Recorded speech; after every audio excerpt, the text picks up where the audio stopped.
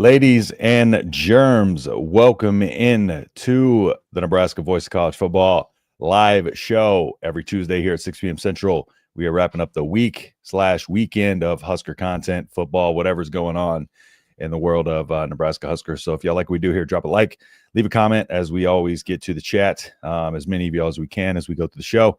And we got a lot to go through today. So first off, here with me every week, as always, is Brian Moore. Brian, how you doing today, sir? I'm doing well. How are you?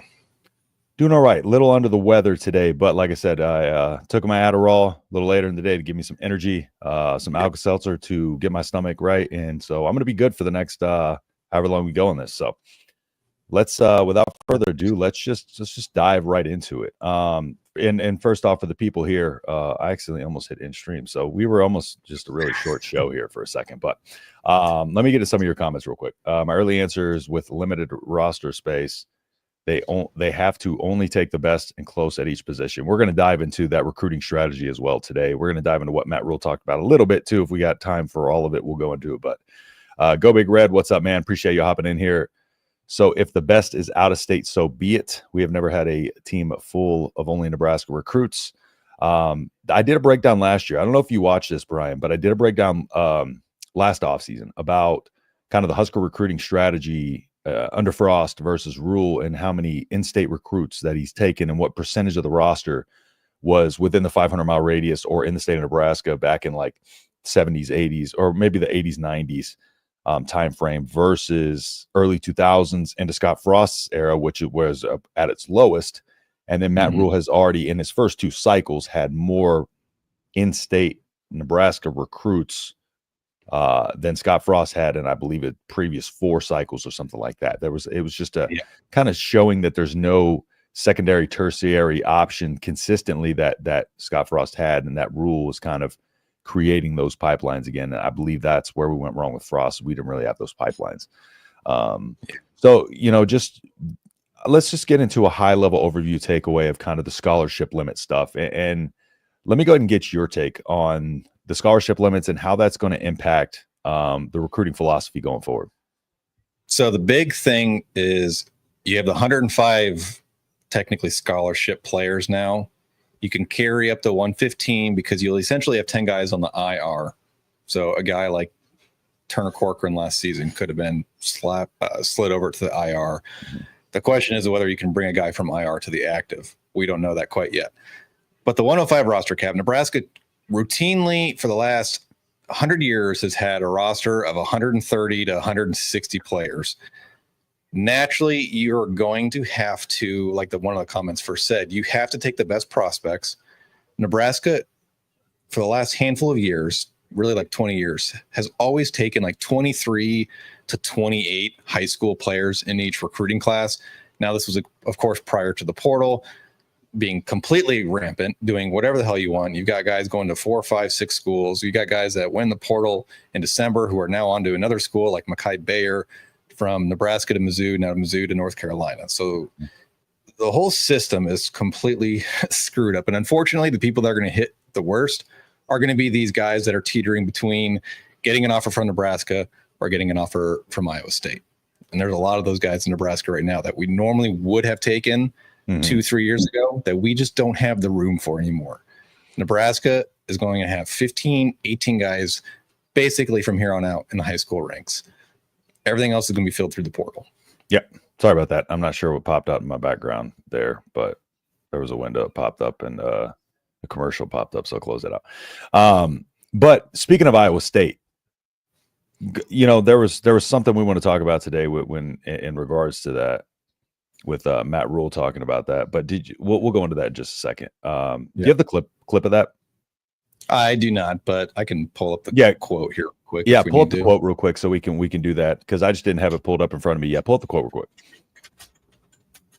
I'm just reposting the live here. I forgot to do that. I thought it was, I don't know who asked it. I think it was someone from Husker Online, but I love that they asked the question because he finally kind of illuminated the truth about the way the landscape has changed with NIL, with the portal and everything, with the 105. He brought a lot of the stuff you don't talk about to the light. And I don't think it's as big of a deal as some people are making it out to be honest. Yeah. Let's see. Okay, so here it is right here. This is quote from Rhule. The whole thing, like, hey, you should be the first offer at Nebraska. Desperate teams, Iowa State, always set the market. Let me say that one more time. And rev share and all this, desperate teams set the market. If they know that, hey, straight up, we can't beat a Big Ten team or we can't beat Nebraska, then we better offer them a year earlier and say Nebraska doesn't care about you. We care about you. We just, we've got to make sure that you're going to help us beat Ohio State. I have to be sure that they're good enough. And what's happening sometimes here is some of the other schools that aren't playing in the Big Ten, they're going to offer him as a sophomore. And everyone looks at me like, well, why haven't you offered him yet? It used to be you get offered as a senior, and I like guys like, if I'm not quite sure yet, don't I owe it to you to be sure before I offer you a scholarship? And now before I offer you a rev share deal. He goes on. We can keep going if you want, but that's kind of the gist of it. Yeah. And of course people kind of ran with that. Am I echoing on your end again? No. Okay, is my volume okay now? Okay, cool. I turned echo cancellation off because it was echoing again, so I don't want to go through that like we had to last week. So, but yeah, I mean, Matt Rhule's never been the one to pull punches. We talked about that last week. Like, he's just going to say how it is, and however it gets taken, that's how it gets taken, right? That's not his concern. His concern was going out there and like we talked about, he's honest with what he says. He means what he says, and his goal isn't to be out here ruffling feathers. Sometimes maybe just a little bit, throw jabs here and there. But yeah, typically if we run with that, but it's the nature of the beast. Like, he's here to win football games and get us to be the best in college football. And he knows, like, for the longest times, it seems like, we've been sitting here and we've gone through recruiting cycle after recruiting cycle of trying to put a roster of 3 stars together and adding on some 4 stars, while also you have teams like Ohio State out here getting these top 5 stars, and developing 3 stars in NFL talent. It's echoing again on my end. Do you mind seeing it on your end if it's or the chat? Is it echoing on y'all's end? But if so, I'm gonna try to back up, or have you back up. I have echo cancellation on, so turn it off. Turn it off. Okay. Yeah. See if that helps. Is it off now? Yeah, it's off. Okay. Never mind. Turn it back on.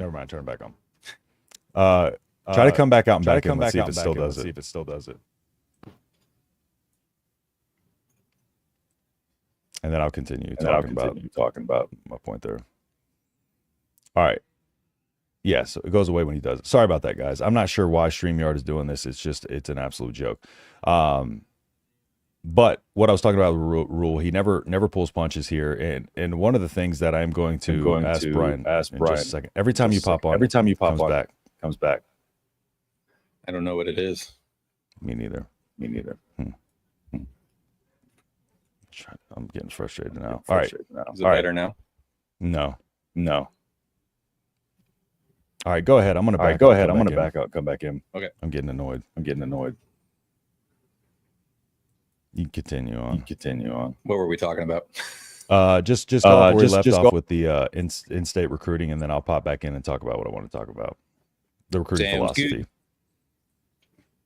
Okay, so the big thing with in-state recruiting, like we were saying, Nebraska's going to take 15 to 18 guys per cycle, and you're going to have a lot of these borderline guys that 5, 6, 7 years ago, even 3 years ago, Nebraska is definitely going to take guys like Jet Tamala, guys like Amarian Jackson, a lot of those guys at Miller South. Nebraska might take most years. Now, granted, this year we have Dayton Rhule as a quarterback, but they're not going to be guys you can take anymore. You have to let them go to the Iowa States of the world, and that's perfectly fine. The way I look at it is they are still Nebraskans. We are going to cheer for their success, regardless of where they're at. It's no different than a guy like Shamar Brown, who we're going to get to here in a little bit. He played at Omaha Creighton Prep. Nobody really recruited him out of high school. He goes to North Dakota State. He's a guy you're cheering for. And then if they come into the portal years later, fine, no big deal. But you can't just continuously take guys that are going to be 2-3 year developmental projects anymore. With the portal, you don't have to be this program that spends years and years developing guys. It's just the way it is now. Check. Okay, we're okay for right now. But just diving a little bit into what I was talking about when it came to that, like the Ohio States of the world. It's no secret, like Ohio State, yes, they recruit at a high level. Schools like that recruit at a high level, but also the schools that win championships, they develop 3 stars into high-level NFL players. They develop 4 stars in the high-level NFL players. So not only were we not recruiting with the top of the top, we weren't developing with the top of the top. And so now I think recruiting-wise, we've been kind of building those pathways, those pipelines, while Matt Rhule's kind of building the roster, developing those guys, but understands at the same time, like the way he did it at the previous schools where he could develop 3 stars, win 11, 12 games. That's not how it is now. So go ahead. Brought in the number 1 or number 7 portal class too. So they brought in a bunch of guys that are going to make impacts. You didn't have that option years ago. So you're fulfilling your misses in recruiting through the portal. And when you can only take 15 guys or so, you have to be diligent with who you're taking. You can't take guys that are going to, like I was saying a little bit ago, 3-4 year projects. It's just, you can't do that anymore. Whoops, my bad. No, I'm echoing again. So try to mute yours. Check mic check. No, I'm gonna back out, come back in. Just has a lot of issues.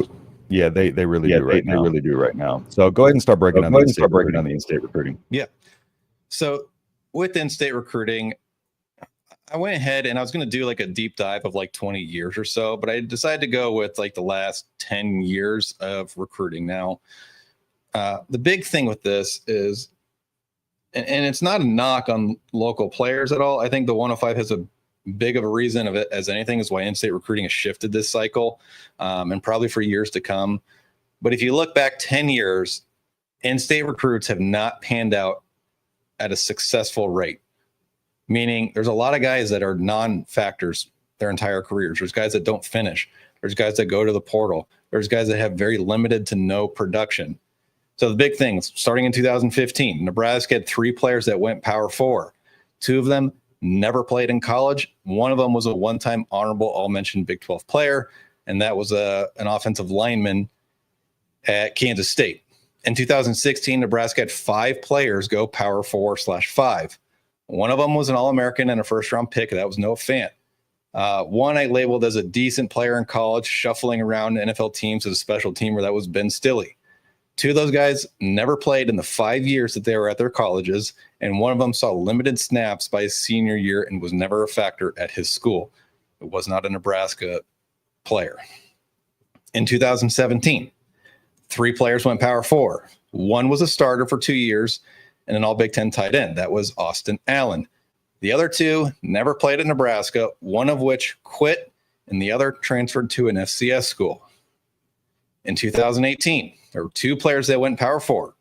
One was an all-conference center that we're talking about Cam Jurgens here, and a second-round pick, won a Super Bowl, just signed a $68 million contract. The other one had 11 tackles in 5 years, a non-contributor. In 2019, Nebraska had 5 players that went Power 4. 3 of them I said were solid players, all of which were guys that played for Nebraska. One player was an one-time All Big Ten selection, which was a second-team DN, and that was Garrett Nelson. None of them made it to the NFL. 2 players never played, and one of them quit football. 2020, 4 players went Power 4. One of them was an All-American and will be in the NFL next season. That's Xavier Watts. One player quit twice. We all know who that was. One player had an okay career, probably won't be an NFL player. And the other was a non-factor. They had 11 catches in their 4 seasons at their college. It was not a Nebraska player. In 2021, Nebraska had 5 players that went Power 4.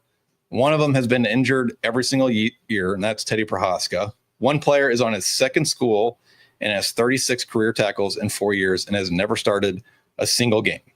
One of them was a rotational player at both schools that he played at, but was not really a factor at either school. One player quit, and one player never played in 4 years and transferred to an FCS school. Now we're into 2022. 5 players went Power 4. One of them never even qualified academically. Two of them have a combined 6 catches in 3 years. And both of them played at the same high school. And they are non-factors at their schools. And they're both in the SEC. They're not even on the 2 deep, and they're not going to be on the 2 deep come fall, more than likely. The other 2 are starters for other Big Ten teams.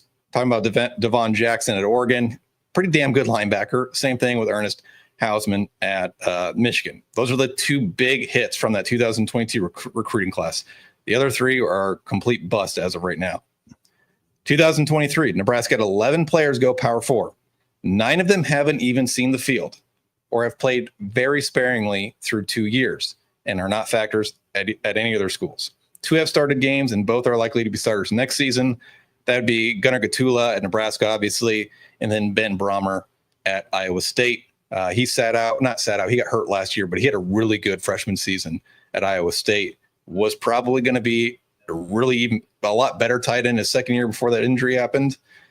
And the one player that everyone freaked out about this class that Nebraska didn't offer was Zane Flores, who has not attempted a single pass in his entire career. In fact, Oklahoma State had a redshirt freshman that transferred who started like 4 games last year over Zane Flores. So he's been a non-factor, and everyone was crying about not offering Zane Flores. 2024 class, probably the one where we can have the most grace because it's super earlier in their careers.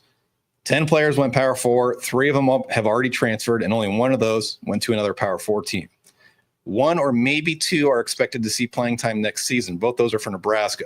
One of them being Caleb Benning, the other one being Donovan Jones. So to kind of recap everything, in the last 10 years, Nebraska has had 52 players go Power 4. 4 of them have made all conference. 3 of those were honorable mention. One of them was the second team, and you got 1 All-American. Hardly any of the players have been game changers or even consistent role players. You're talking about really 4 guys that were game changers or really damn good. Do you have the graphic? 14, yeah, I can pull it back up. Okay, I'm still echoing. 14 players Switching browsers have seen the field in the last 10 years that have come from Nebraska. That includes your all-conference and your All-American. 44 of those players have yet to contribute to their team. So I want to preface, this is not a knock on the local players. I just look at the data.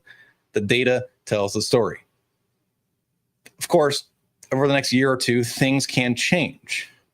You got a lot of guys coming up from 23 and 24 that are going to continue to develop. But as of right now, 85% of the Power 4 players from the state of Nebraska haven't seen the field in a consistent role. The talent in Nebraska is not widespread like Georgia, Arizona, Texas, California, Florida.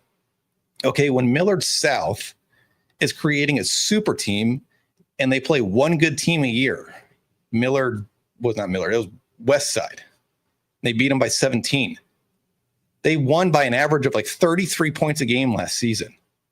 So those players are going to look substantially better because they play not great competition. The state of Nebraska is not as deep as Georgia. That's why when I look at like Dayton Raiola versus, I forget the quarterback's name from Millard South at this moment, Jet Tamala. And I'm not saying Jet's going to be a bad player. I think he'll be fine. But Dayton Raiola plays a national schedule on a top 10 nationally ranked team.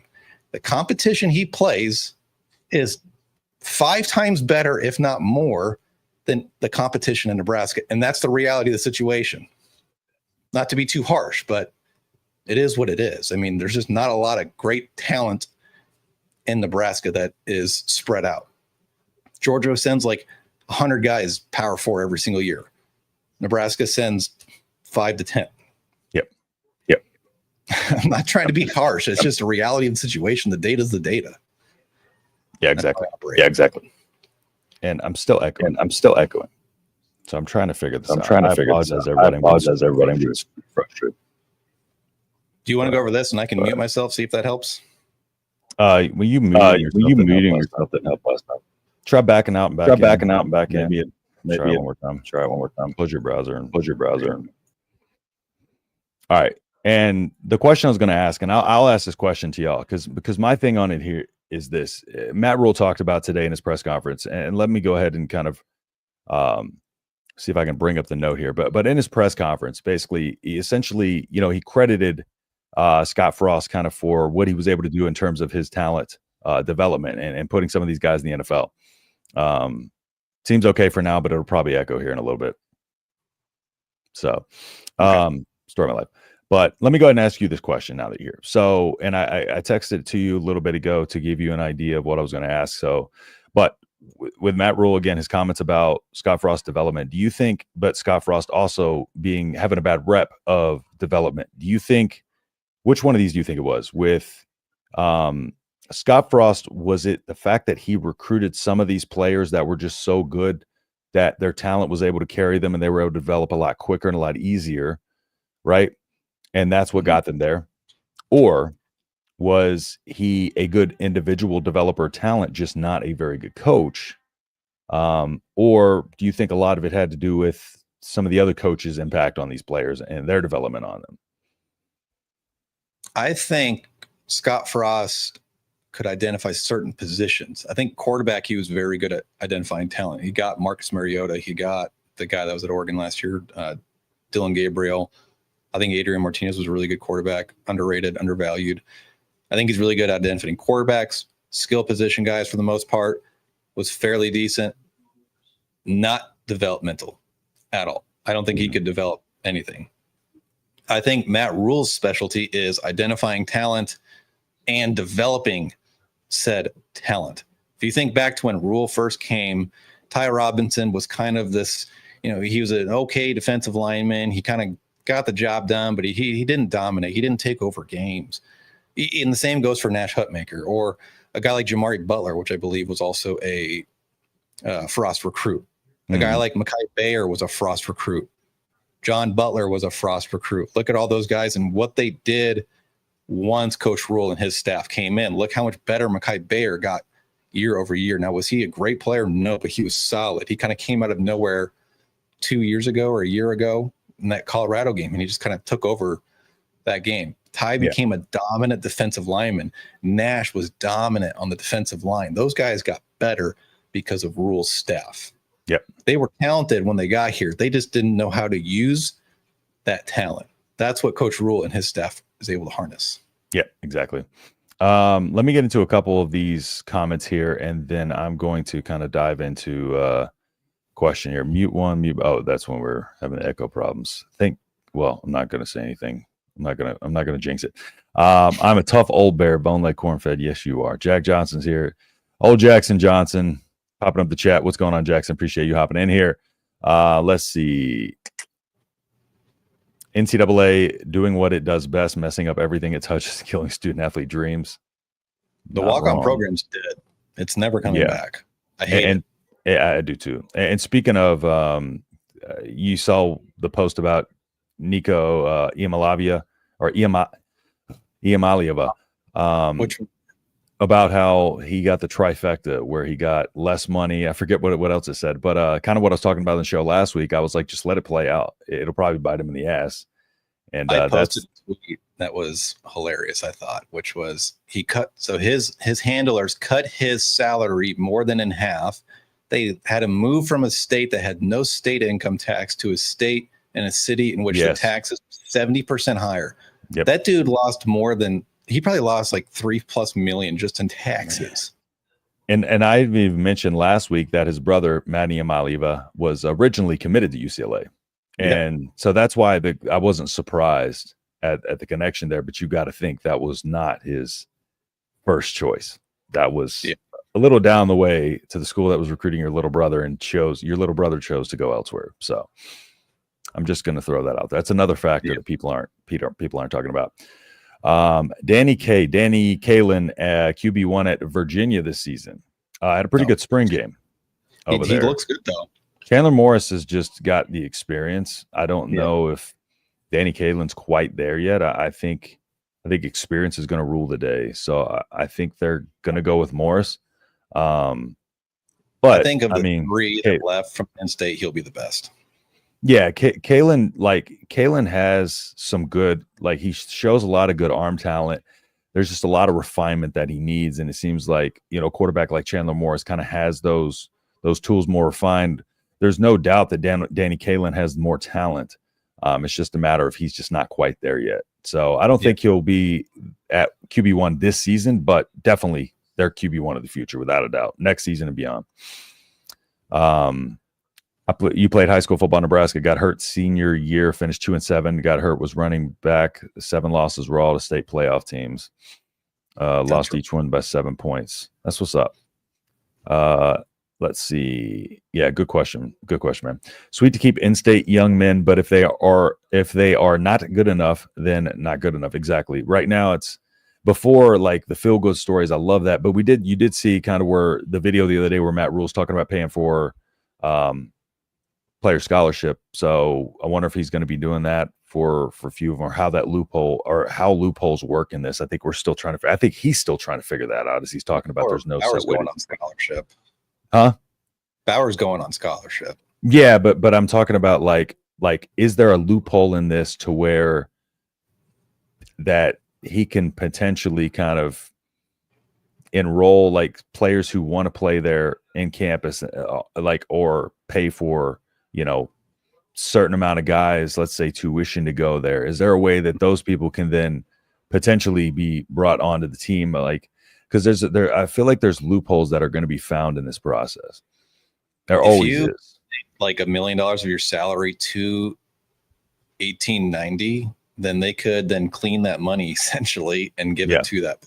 But now with the rev share, I mean, everything will be audited by somebody that goes through like your third party collectives. But until June 1st, somebody's going to find a loophole in there. It's going to, who the heck is this? Oh, it's somebody else on our StreamYard.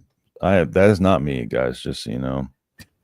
Anytime my camera cuts out, it just throws a random picture up there. Usually it's Jackson Johnson's. So that's what mine is. It just rotates through the people who also have access to the StreamYard account. Nico Lava Lamp. I kind of like that one. That's new. Anyone think Troy Aikman will let Nico wear the number 8? I don't think he gives a crap, to be honest. Yeah. What class was Wayne? Played D2. Let's see.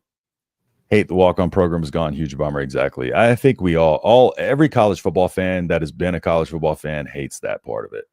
And it's just sad that they are doing this not only for the players, but what isn't getting talked about enough is just how crappy last season was in terms of how many commercials there were and how shortened the game is.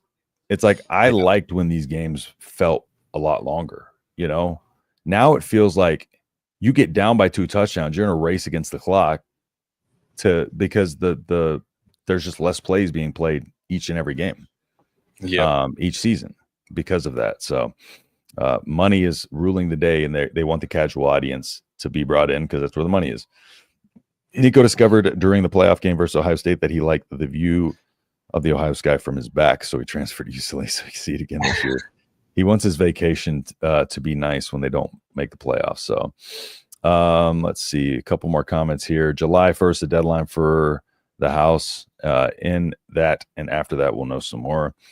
We need more commercials. That's the problem. I agree, Cameron. More commercials, less football. Let's keep it rolling. That's exactly what we all want. Your thoughts on Jack McAllister transferring, by the way. I did want to ask about that. Well, I immediately quote tweeted his announcement, and I said Nebraska's changing their punt style or punt scheme to that rugby style. So it's not a surprise. He's going to get picked up somewhere. 100%. Nebraska, now they have Mike Eckler. I got to find it in my notes real quick, but he has a connection to like an elite punting company, like the Cole's kicking camp here in America, but he has one connected to in Australia. It's called the Pro Kick Australia. And that's where he got his punter at Tennessee from. The punter that went in the portal from Boise State is from that same thing. So breaking news, I guess, Nebraska's going to get a punter from Pro Kick Australia at some point. It's just a matter of probably when. I would say June, July would be my expectation if they don't grab this kid from Boise State. Yeah. And there are like that's why a lot of Tommy Townsend for the Texans is one of those rugby style punters. Like the reason why is first off, those rugby punters tend to be a lot more athletic. They tend to be a lot more athletic because they have to be athletic to play rugby. But a lot of times, I mean, they get a lot more total distance out of their punts. May not be able to get as much hang time. I think that's one of the downsides. But they're way more accurate. I mean, they can put the ball a lot more, place it a lot more where they want to, just with them being able to roll out and kind of, aim that trajectory a lot easier. And it's just kind of like, I feel like in the essence of it, there's more pros than cons. I think the biggest con is just the fact that you can't allow for as much loft, but you can get more spin on it. You can control the trajectory and be more precise with it. And then also with that rollout style, like if an opening's there, run. Yeah, that's what I was getting ready to say was with the Aussie style punting, you can roll out, you have that option to run. You can run so many different fakes off of it. But the big thing that's different between NFL and college is in the NFL, you can't release unless you're a gunner until that ball has been kicked. In college, everybody can release immediately. So yes, you may get a shorter hang time, but you can buy an extra second or two with that rollout and allow your defenders to get downfield. So a lot of what Eckler will do is he'll put your linebackers, safeties, wide receivers, running backs, he'll put a lot of those guys on his punt units that can get down the field quickly to take advantage of the rules within college football. Exactly. And a lot of these Aussie punters can punt both left and right footed, which is a huge game. They absolutely can. And with this style of punting too, that they kind of are able to kind of shield the punter a lot better. It's a lot harder to block it because your blockers are also rolling to the same direction you are. And that makes the defensive side have to shift a little bit as opposed to just being able to run straight at a punt and pin their ears back. And so it also gives you a better situation because now if let's say they do collapse on the punter, right? He has the ability to kind of make a move on him. Whereas when you're stationary punting, as soon as you get off of that kind of flow, your punt is screwed. Imagine the Michigan game versus Michigan State where they blocked the punt. And, at the very end of the game, they had a rugby style punter that probably is but look what happens as soon as he gets pressured, ball kind of bobbles the ball. And then all of a sudden he has to pick it up. Can't run with it, but in that situation, he would have been able to kind of roll out and still get that ball. And they would not have been able to take a straight path to him. So it leads to a lot of benefits. And so that's why I'm happy that it's getting more of that style. I just think the problem is that's becoming more and more popular of a style. So there's going to be more and more of those punters coming through. So I am glad that we're making that switch. I think we'll see a lot of benefits to that. Even though McAllister was a great punter, you can make up for that with a lesser punter because of the benefits of it. Yeah. And one thing too, like if you recall, I think it was during the Riley area, they brought in that Australian guy, Daniel Cherney. Yeah. That was the Aussie punter. The difference between then and now is this program that's down in Australia is training these guys to come play college football as a punter. Whereas like Daniel Cherney did not have a single clue about college football, punting, ball placement, things like that. And they brought him in that Michigan State game where we basically dominated the entire second half. They didn't have a first down in the entire second half. And he punted the wrong way. The wrong direction. That won't happen now that these Aussie punters. That was Jalen Reed too, or Jaden Reed that ran that back, I think.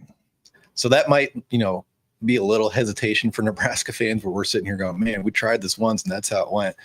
That was like 8-9 years ago, probably. It's a completely different style now. Yeah, and back then it was like it was still kind of introduced to the game. So it was like he was a really good punter that punted with that style that they brought over, to be able to kick with that style. Now they've kind of studied it a little bit more and fine-tuned it to what are the benefits that we can get out of this. And they've over time that's even going to get better. So over the time, as we go on, I think that's also why he wants to make the transition now, is because he knows this is going to be a trend. And the biggest benefit moving forward, and the special teams unit can kind of build around that style. They already know, what it's like. They don't have to change anything up when that does happen. Yeah. So I think I'm for the rugby kicker. Great idea. Agreed. Agree with you, man. I like the rugby kicking too. If we got a guy that can do it, how a lot of our punters couldn't kick standing still. Yeah, exactly. I think Tommy Townsend for the Texans too is like If I'm not mistaken, he's super tall.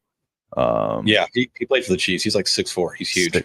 Yeah, I thought he was like, yeah, I mean, he's bigger for a punter. I thought he was like, 6'2", something like that, 6'3", maybe even 6'4". But let's see, it does suck. Let's see, will field goals improve? I mean, they will, without a doubt.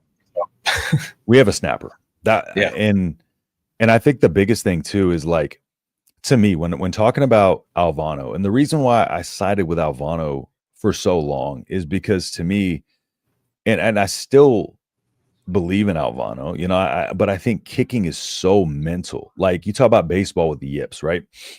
Kicking is the same way. You can be in a rhythm. Like, look at Roberto Aguayo, the greatest collegiate kicker of all time, got drafted in the second round. Didn't they trade up? The Bucks traded up to go get him. Yeah. And he had a horrible career.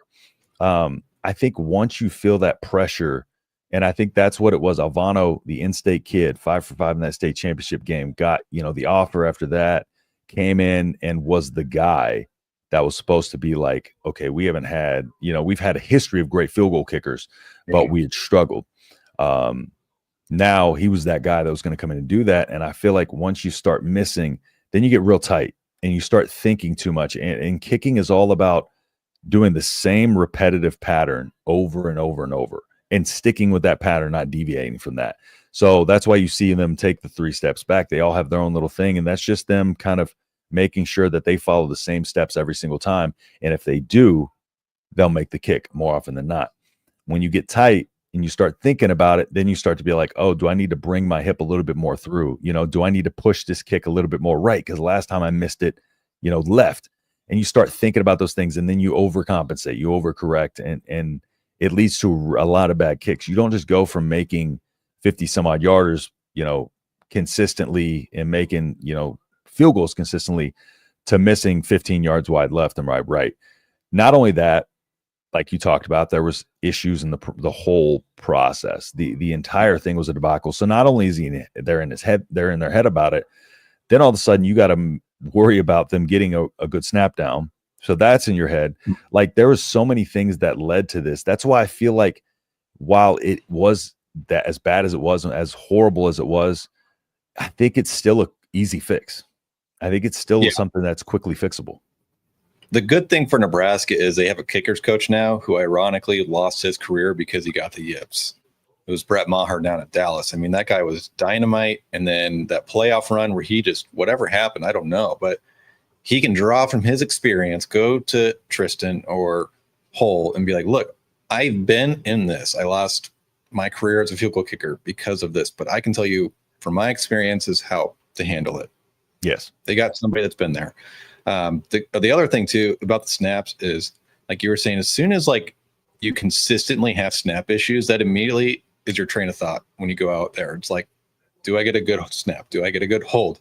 And then it's now I'm getting a good hold, but now I'm missing. So now I'm doubling down. I'm sitting here tripping about the whole process. It just screws up everything. If you can get a good snap and a good hold, everything else will take care of itself for Nebraska next year. Yep. And like for John Hull, for instance, like he did come in and play excellent. So I know, he's the guy next season, but how many times do we see it where a kicker comes out and has a good season and doesn't come out of a good season next year? So Alvano's still very much a player in this. And I still believe Alvano, of course, is the more talented kicker if they can figure that out. But, Hull making the 54-yarder at Ohio State, made some big kicks, was consistent. I mean, he's earned that spot so far. But I just think people are counting Alvano out. And I've been rocking with him since he got here. I still am. Maybe I'll never see the day that he turns it around. But again, I just knowing what I know about field goal kicking, because I kicked field goals for a little while. I played soccer growing up, so I kicked field goals for a little while, but I didn't enjoy being a kicker. So I didn't do it very long, but it's the same thing. It's just the same thing lining up to kick a PK. Like it's all mental. And like, I think I understand that part of it. And, I couldn't drill 50 yarders, but I know as soon as when I was thinking about what I was doing, I was terrible. I was pulling everything. I was pushing everything. Like, it didn't matter. There was no consistency. And the days I'd go out there and I just like let loose, nobody watching, don't worry about anything. Like, I was just out kicking by myself. It went great. and that's another thing too, factoring in everything going on around you, situations in the game, a lot of pressure on a young kid. So does Sam Cook have a kid coming up? Cam didn't cook. Right now he's the only punter we got. Yeah, exactly. Watching recent special teams is as scary as to watch as when a Husker quarterback threw football back in the day. What do you mean back in the day? Like 2 years ago? Speaking of kickers, are the Huskers really going to keep 3 with the 105? We got to. I mean, we got to keep at least 2. I mean, think about the year we had to go to the soccer team. Yeah, to try to find a kicker. So, like, again, with Rhule, it's one of those things where it's like, okay, we have Rhule. We like what we have in him. We know we have in him. But what about if he starts missing? Again, how many times have we seen it where a punter even has a good season? It happened with Buschini. Good season, bad season. Yeah. Kicker, same thing. So, like, it's no slam dunk that Rhule will be automatic this year. So who knows, and then what if Alvano doesn't click this year? Then we might need that third kicker. We might be clamoring for that third kicker, so there's potential there, but I think it comes down to need, how they feel the other 2 are coming along. But if they really need that extra spot, I'm sure they would move on from him, but I think they want 3 kickers. Part of it too is Tristan is still recovering from his groin surgery or whatever it was that happened last year. He's not practicing, and John Hull's been hurt too. Yes, so right now, Nico Ottamelli is our only kicker that is healthy. Yep. And so honestly, they need to keep 3. Yeah, we need to keep Nico on the team, bro. I like Nico. He's got great hair. He does. That is true. That's true. I am very envious of people with great hair. It's not looking good for me. Whipple's 7-step drop call on our 2-yard line, trying to repress that. Remember, don't bring up Whipple, bro. What did Frost give him the play calling for like 2 games and took it right back? Yeah, that was a disaster. Okay, let's see. Can maybe remember that. Let's see. It's a Navy thing. I feel that. Nebraska has 73 total punt return yards last season. Tennessee had 424. I think the last time we had 100 was Tommy Hill. Over 100 was Tommy Hill the year prior, and that was the first time we had it since DeMornay Pearsonell. That's the first time we had over 100 since DeMornay Pearsonell. Tommy Hill didn't even go that far over 100. He didn't get over 200. So he just had a good volume of returns. Yeah, it's been horrible. We've talked about this a few times too. Like, that's why they went after a dedicated punt returner / DB. But they wanted a guy who specialized in that, because think about how important those yards could have been to Nebraska over these years. All the 1-score games. Like, that's another thing doesn't factor in, like, the lack of punt return, kick return yards, fair catching everything within 20 yards because we couldn't field a punt. We're giving standing ovations for just simply fielding the punt, let alone returning one. Think about how much that took away from what this team could have been. Instead of 0, you end up with 3. Instead of 3, you end up with 7. Instead of missing a 54-yarder, you get like a 36-yarder. It's the little things like that make a big difference, and that's what the good teams do really well. Like Iowa. Yeah, like Iowa. Like, they play, again, Iowa will never kill you with talent, but they do what they do very well, and they don't deviate from it. They don't beat themselves, and they don't deviate from it. They put you where they want them, and then the way I was going to say that was going to sound weird, so I'm not going to complete that statement. Let's all manifest together the new daily mantra. EK's got this. EK's got this. EK. That's 100%. I'll put that on my intro when I make it. And if you're this far into it and you haven't liked it, please drop a like. Like I said, it really helps us out, and we're getting this baby rocking and rolling now. So football's picking up. So yeah, if you don't mind dropping a like on the stream, like I said, I hate asking for it. I'm bad at asking for it, but I'm trying to remember now. No sirs, though. Nick, Justin, and I were both enlisted. Yeah, don't come. Yeah, exactly. Yeah, we work for a living. 100%. That is exactly what you hear every time you call. Like, even a chief, you call him sir, they'll tell you that. Let's see. Hidden yardage. To be a good punt returner, you kind of have to have a screw loose to do it. Yeah, I mean, you have to want to run head first into people running full speed at you. Yeah, and you have to really just trust your ability to make the first guy miss. That's the biggest thing. Yeah. If you trust your breakdown Bill Bush interview that we did a while back. Yes. Give you everything you need.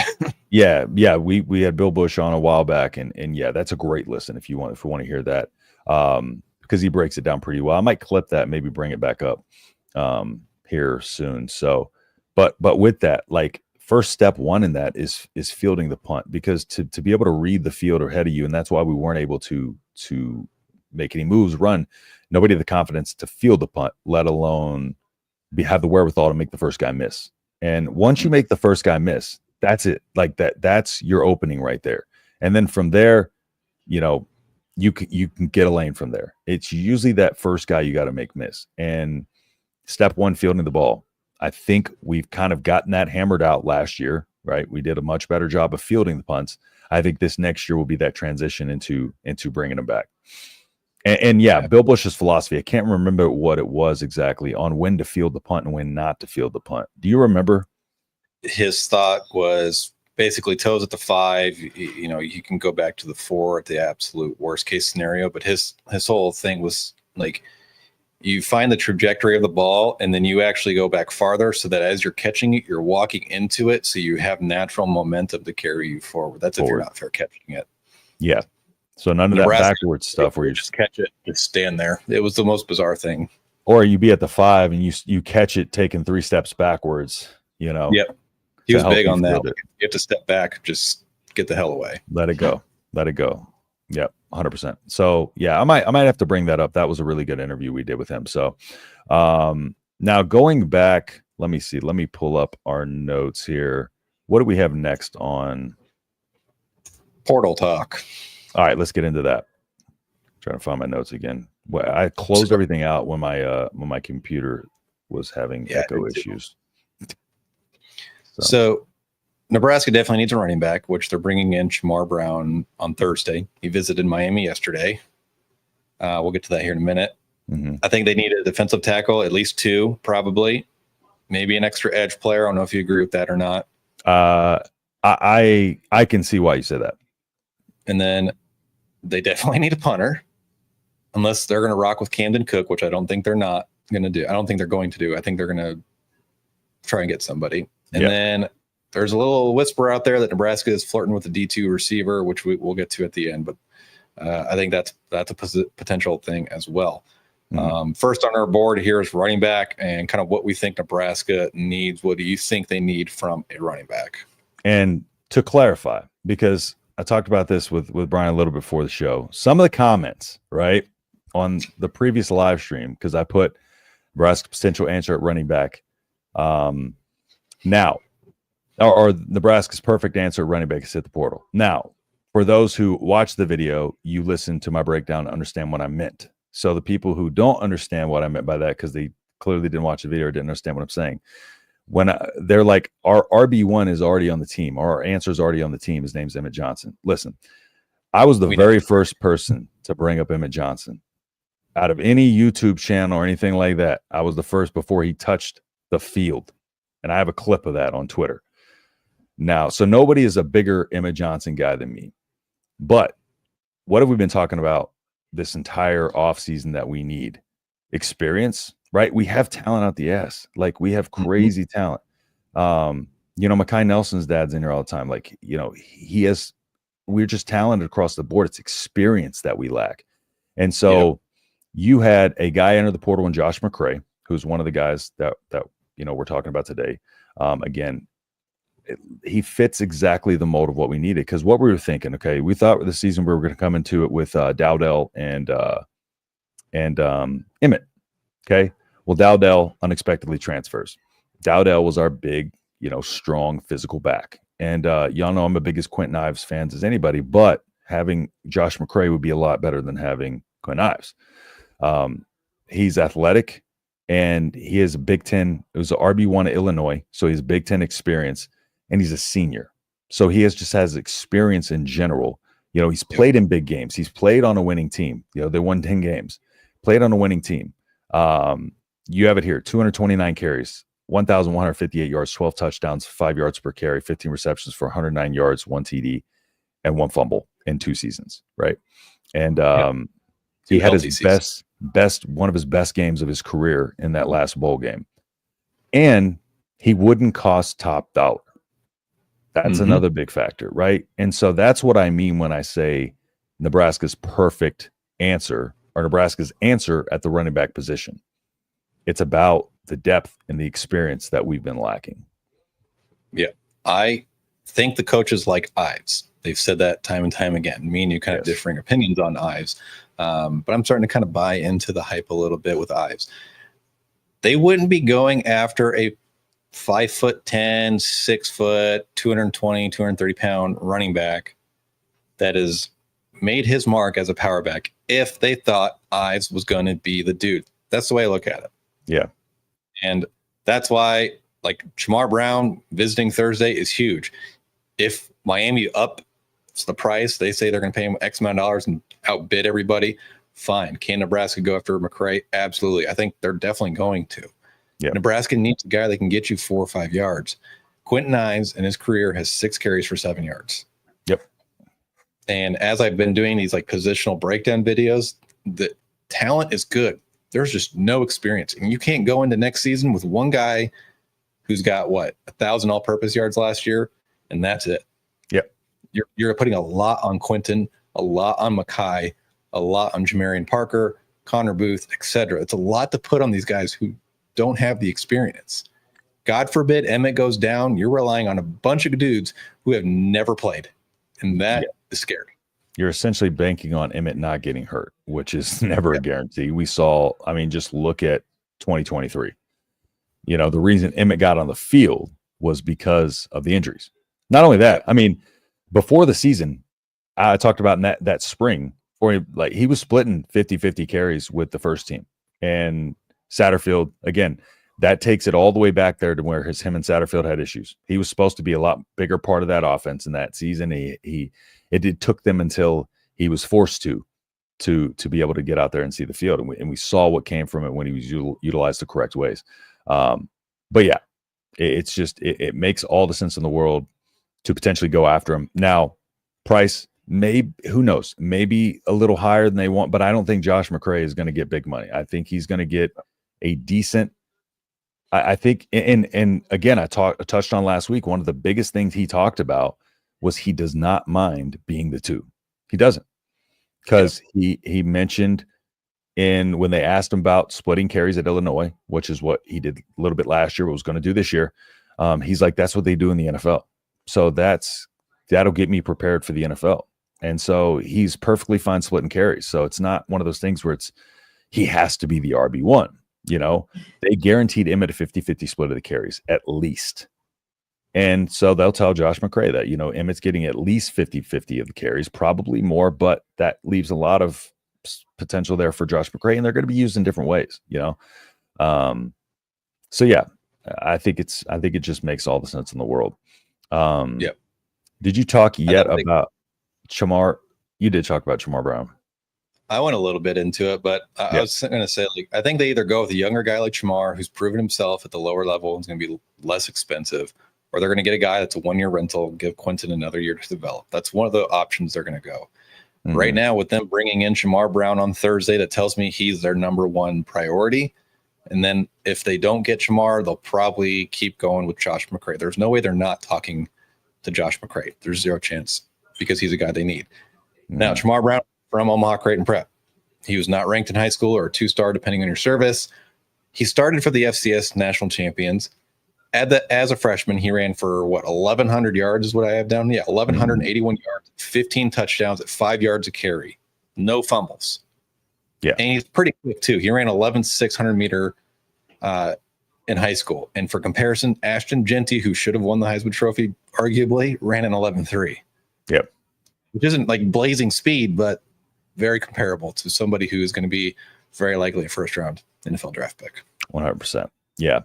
And so it'll be interesting to see how it plays out. You know, the way this works is one of those things where it's like, you never know what's going to happen. You never know who's going to sneak in the portal, you know, or what route they want to take. It's one of those things where we can guess all day, but you know, you got a plethora of running backs that have hit the portal over the last, few days. So Nebraska can be selective though. And they're probably going to find the right fit, right price. So let's see.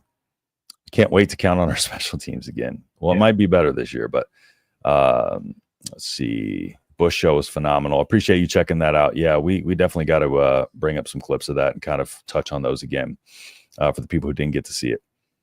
Let's see. Anyone got film of the guy from Germany? Nobody does. You talking about Hufkin? Trust me, if there was film to be had on Hufkin, I'd have it. But he's a ways away. He's freaking huge. He's massive. He's got that grown man strength, and like we talked about before, athleticism can make him. His athleticism and length alone can help him see the field.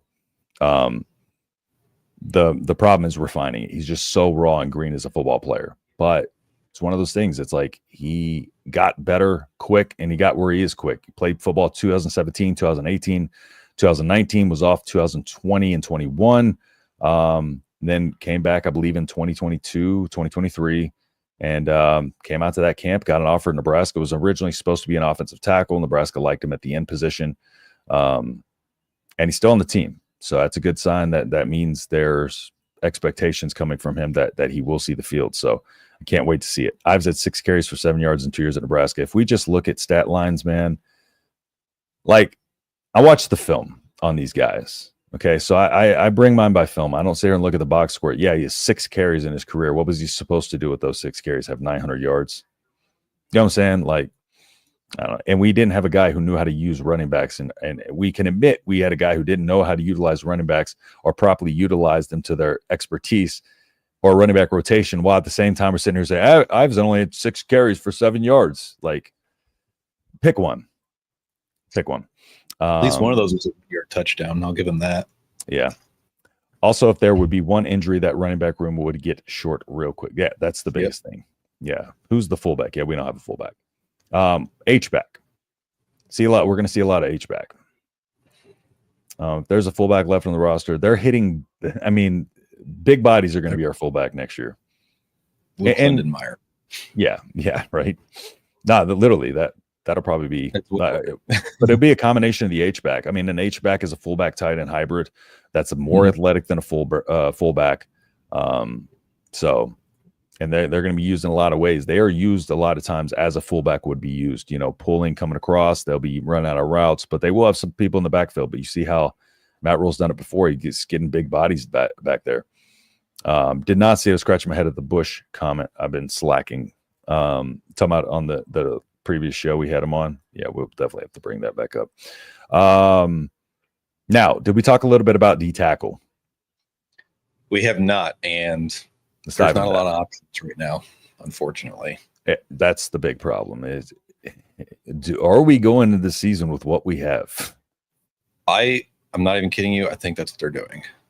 Like I have scoured On3s and 247s and all those recruiting services. I've been for weeks now looking at their portal trackers at defensive tackles, and there's not a lot. The guys that I thought Nebraska would go after, that kid from Vanderbilt, he ended up going to Oklahoma State. There was another big guy from Oklahoma that Nebraska I know for sure was contacting. He ended up staying at Oklahoma. There is nothing.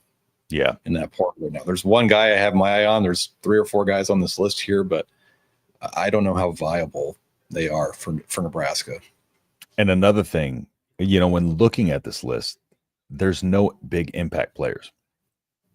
And another thing too that maybe posed the question of, do we go into this with the D-line we had or have now, is not only the way they've been talking about it, but just the lack of noise coming about any conversations with any defensive lineman.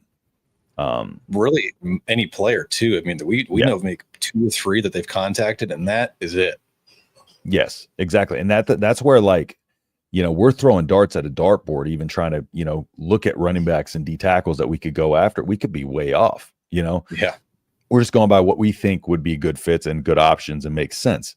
But looking at the D tackle list, there's just not anybody I think would come in and make a huge impact immediately and be a game changer. At the end of the day, maybe it would help to have a little help, depth wise and be able to put, guys in their natural position and maybe have some guys who could just hold it down in that interior, but it's not looking likely. So, I mean, if they're that confident, I think it would be worse for us if we were sitting here and we were hearing, time after time of them, having portal visitors from, defensive tackles, portal visitors and stuff like that.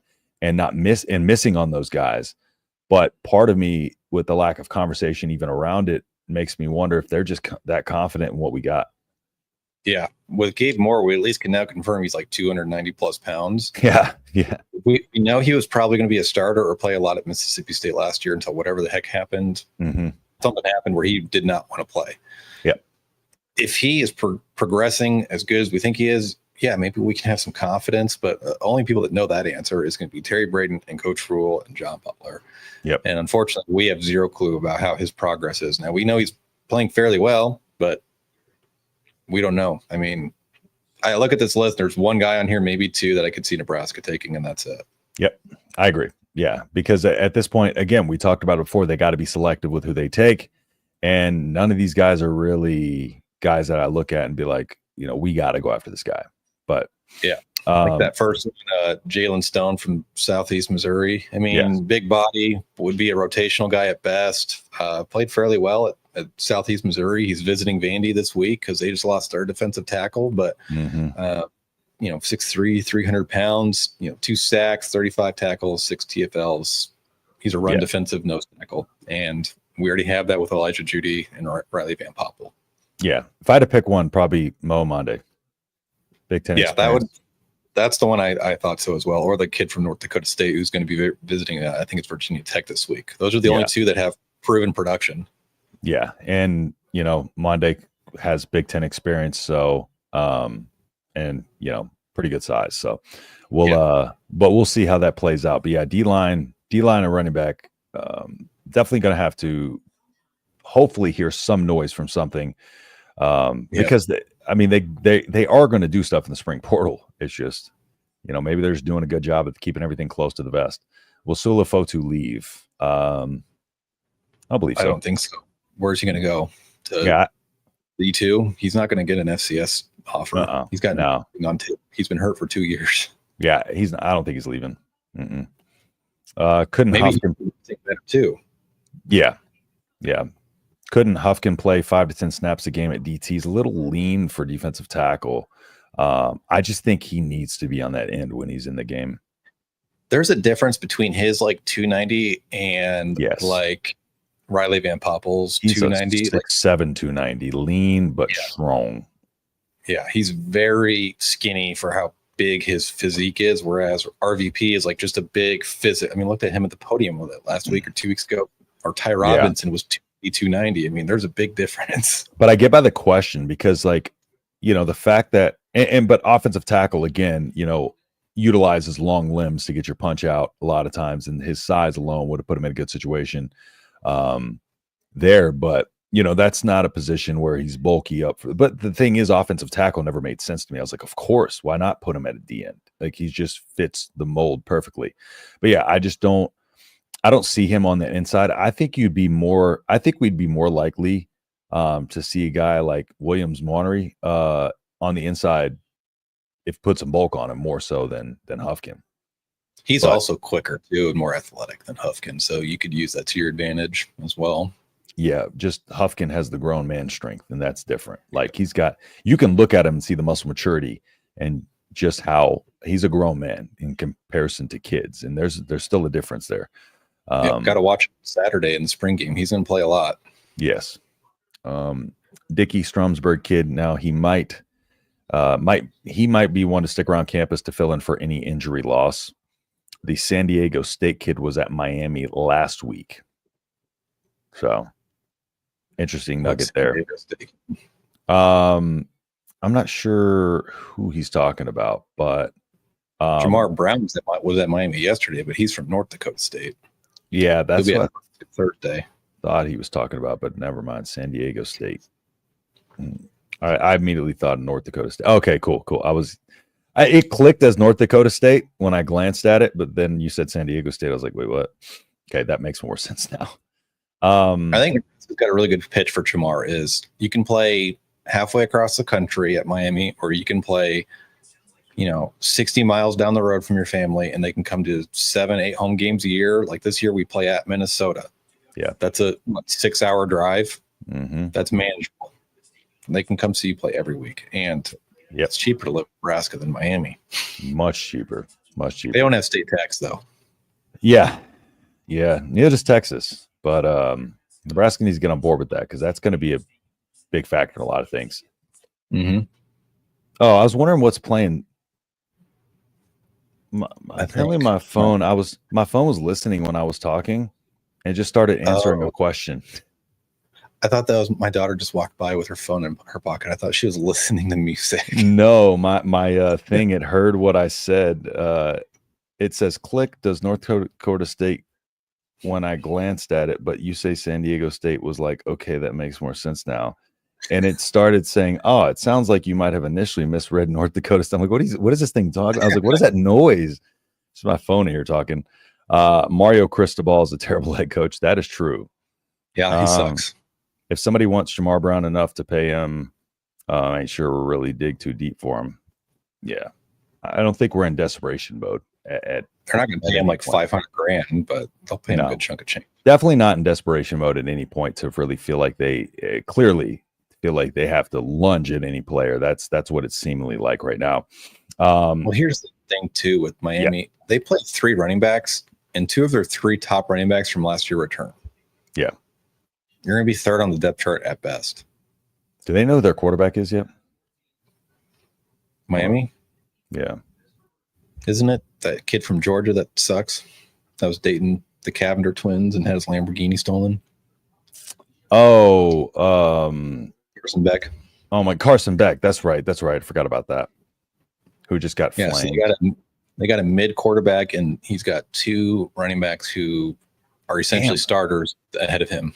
That's how little I like that completely slipped my mind. That's how little Carson Beck at this point. His fall off was pretty great last year. Pretty great.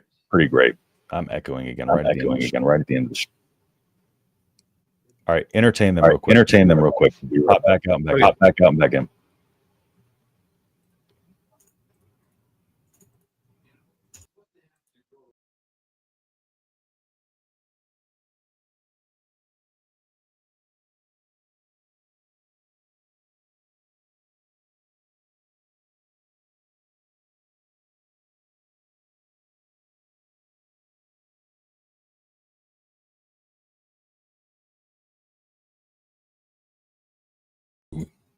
Here we go.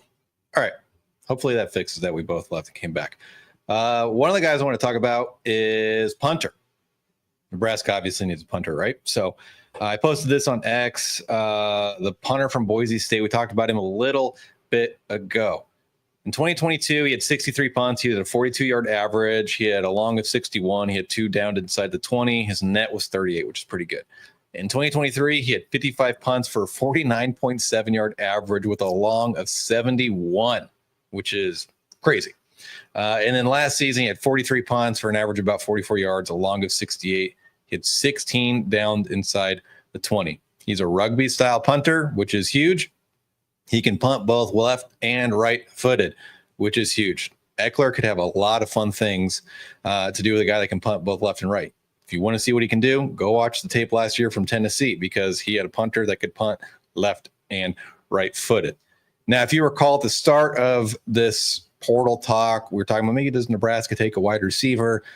Well, they lost Hardley Gilmore, so there is technically a spot available to add a receiver. I don't know if they for sure will, but right now we know that they are kind of kicking the tires on one player right now. His name's Terrell Davis from Central Oklahoma. He will be a senior. He's got 1 year of eligibility. Last year at UCO, he set single season school records for most receiving yards, which was 1,600 yards, most receiving touchdowns at 16, most receptions in a game, touchdown receptions in a game at 3, most 200-yard games in a season. He did that 3 times, and he tied for the most receiving touchdowns in a game with 4. So that's the one potential guy Nebraska could be looking at to add from the portal, a 1 year rental essentially. Most of his offers right now are group of 4. 1 Power 4 offer from Oklahoma State, which is ironic because Jalen Lloyd is there and they play the exact same wide receiver position. And by all accounts right now, Jalen Lloyd is not playing. He didn't even play in the spring game. That's how far down the depth chart he is. I was actually texting and calling you because I thought we accidentally ended the live stream because I was going to leave and then we both left. So we both left and I hopped right back in because I figured cool. if we both leave, we'd be all right.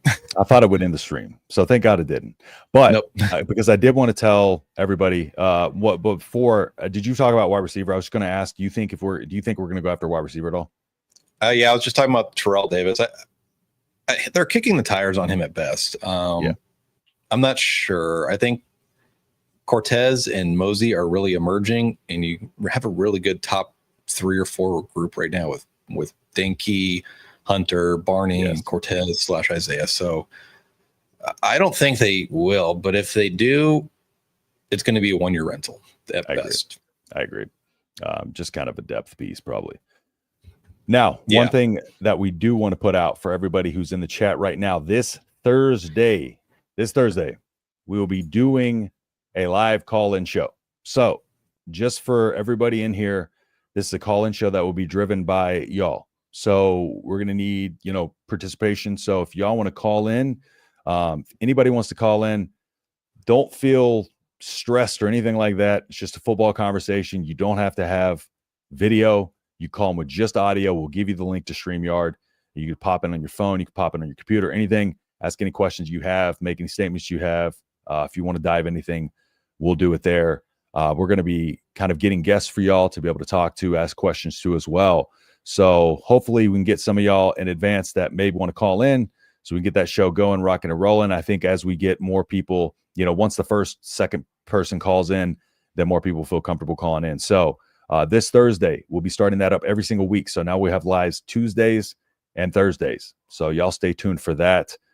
Be ready for that. So y'all tune in Thursday. Be on the lookout for that. Do we know what time we're doing it yet? You want to say? I think 6 works. Let's ask the chat real quick. 6 or 7. I think 6 works for us, 6 Central. But if that's cool with y'all, let us know. AJ Allen now at FIU. AJ Allen was an interesting thing here. Situation. Now he could have been by now. Yeah, I think the biggest thing for him was his effort, lack of effort, rather. That was the biggest thing with him. All the talent in the world, but lack of effort. Do you remember that video that came Clip out of him walking back in the drill? Yeah, it was Rhule's first year, and Barthel basically kicked him out of the drill. This sucks, get out.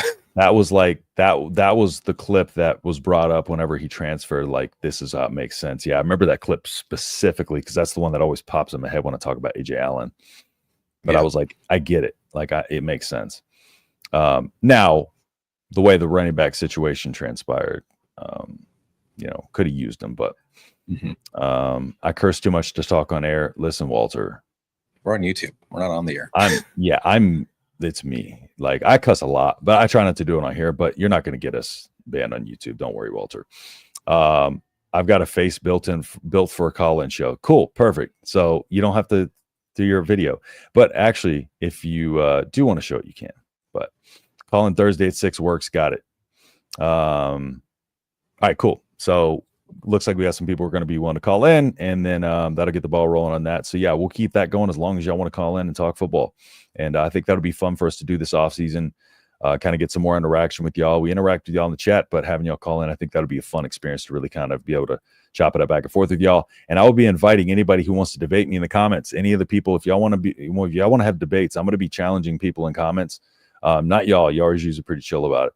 But any of the ones that want to pop on and say something or, get crazy in the comments, I'll be inviting them on too to see if they want to call in. They never do. I've done that for a while now, but maybe I'll get some entertainment if that happens too. So, Brian, before we head out, do you have anything for the people, anything to put out? Let's keep the call-in show about football or Nebraska stuff. Yes, please. Zero politics allowed. Zero politics, only sports. That's all I care about. Now, if we get off football and get into some fun conversations, that's fine. It's just y'all know what to keep off. I have no idea who this is. This guy is not my friend because he keeps popping up in my place.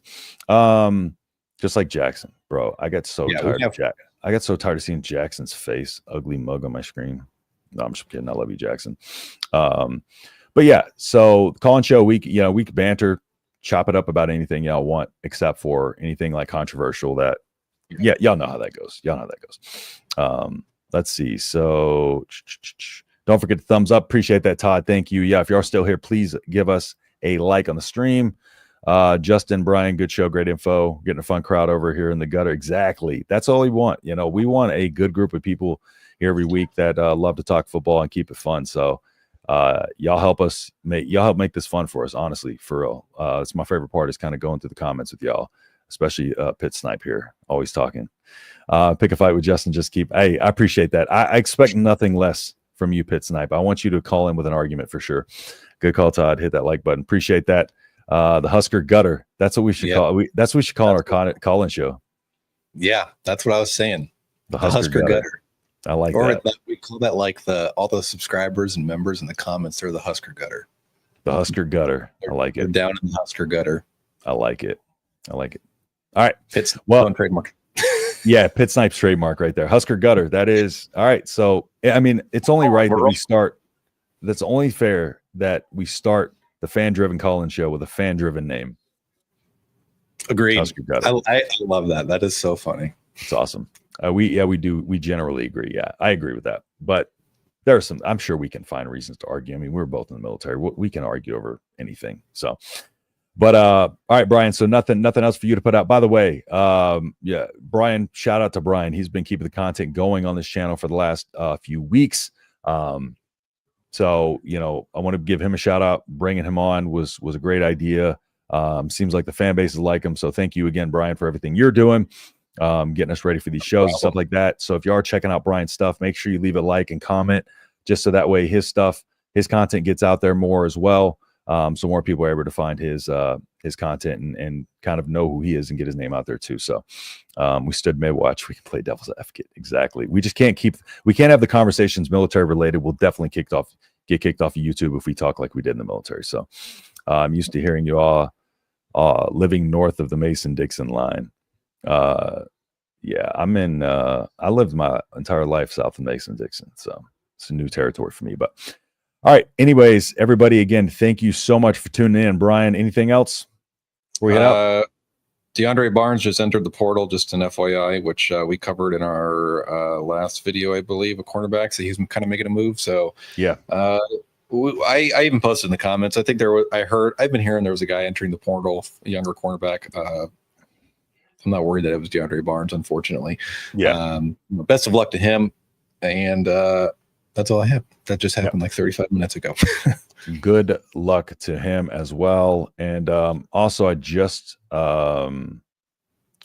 Actually, I'll touch on this in a video here in a little bit. So, all right. Again, thanks everybody for tuning in. You can follow me over at _H-Town Husker. You can follow Brian over at KC Husker 24.